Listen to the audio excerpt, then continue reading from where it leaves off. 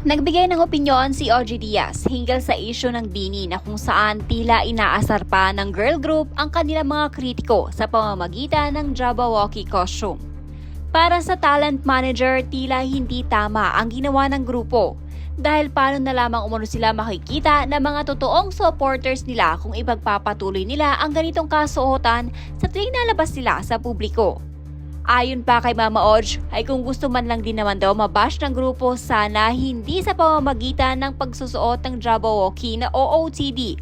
Dapat ginawa pa din umano ng mga ito yung normal na kasuotan dahil hindi daw talaga lahat ng tao magugustuhan sila.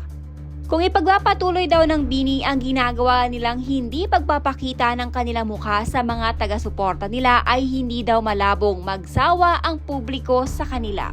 Ang pinakamabuting paraan daw para hindi sila malapitan ng kanilang mga tagahanga kung sakali mang may concert ang mga ito ay maglagay na lamang daw sila ng mga marshal upang masigurado ang kanilang seguridad. Basta ang importante umano ay makita sila ng publiko. Well, kung gusto kong mabash, ang sasabihin ko dyan, sana hindi ganon. Sana ginawa pa rin nila yung normal.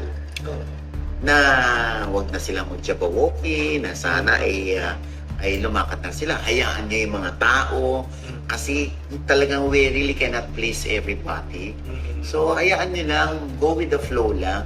The mere fact na napapansin kayo at nakaka-apekto kayo ng buhay ng iba, o in na in pa rin kayo.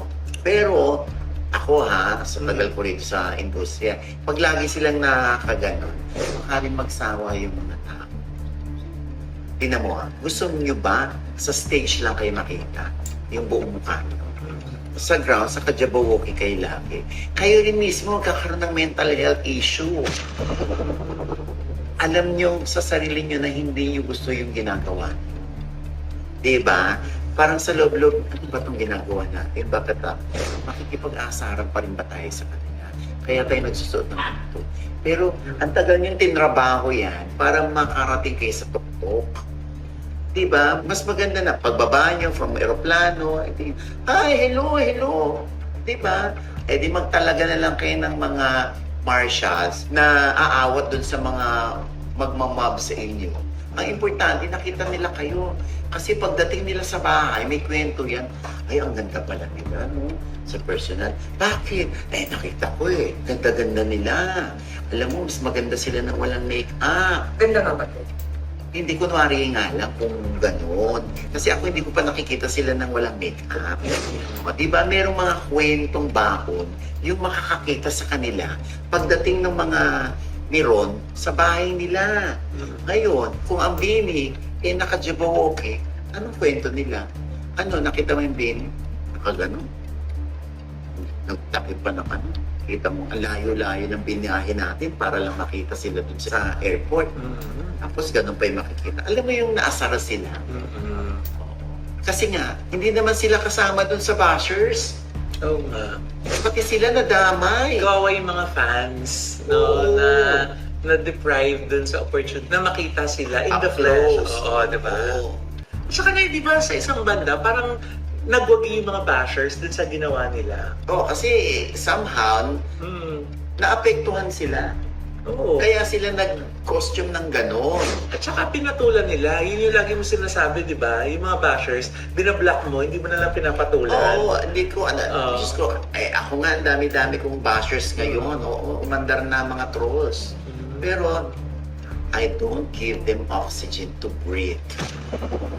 Oo, di ba? Kasi, mas, kailangan, ako okay lang.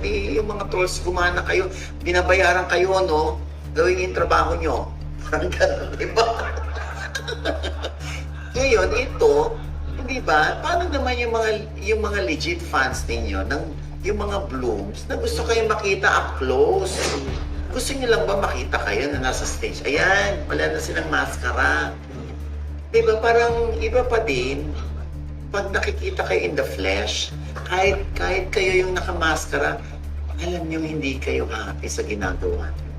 Baka dumating yung time, di ba? Maglakad kayo sa kalye. Ako yan yung nagtatakip ng mukha, ng maskara. Tapos, teka, wala na akong maskara. Pero hindi ka na pinapansin. Di ba? Tingnan mo yan, yung mga nagsasabi ng slay, cool, okay yan. Buti nga sa mga bashers. Yung mga yan, mga nagko-comment na yan. Paano kung sila yung makakita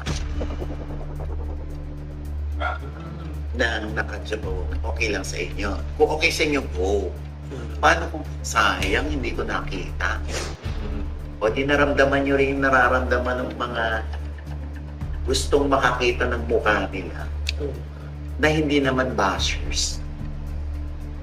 Kaya sana, ako lang sana, siguro one time okay na yan, pero yung uulitin nyo ulit na nakajabawoki kayo, ulit na. Pakita na lang kayo, ganun na lang kayo. Oo.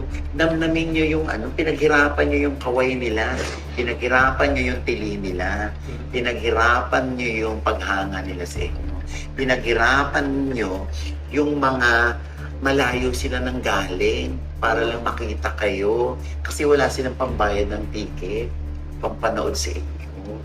O, yun na lang man lang maipabaon nyo sa kanila. That's the price they have to pay for being famous, and just be grateful na may pinahantungan na yung dating tinatrabaho lang nila. I agree with Mama Oj 100%. Sikat na kayo SB19 sumikat, never nagganyan. I am coming from a fans POV ha.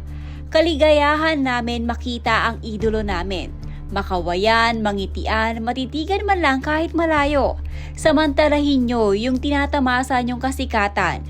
We will never know hanggang kailan kayo patok. Sabi nga ni Mama Oj, baka one day di na kayo makilala.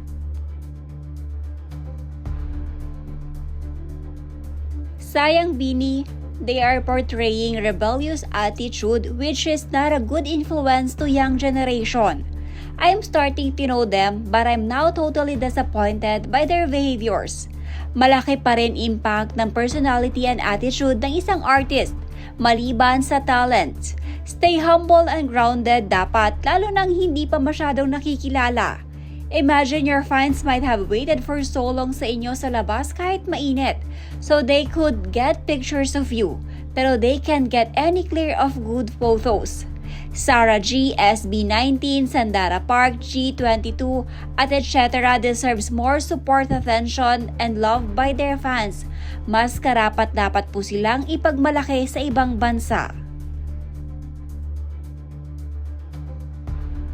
May point si Mama Oji sa mga loyal fans ng Bini na kung saan sila nakilala, dapat pinanindigan nila bilang kung saan sila dahil doon sila minahal ng mga fans at nakilala.